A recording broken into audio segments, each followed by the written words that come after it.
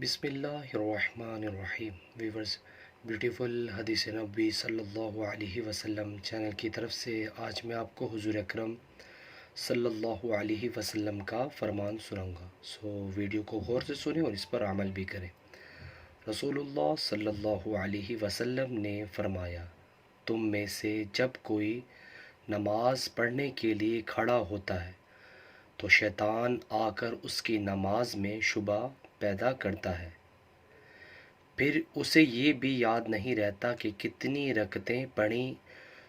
تم میں سے جب کسی کو ایسا اتفاق ہو تو بیٹھے بیٹھے 2 سجدے کر لے۔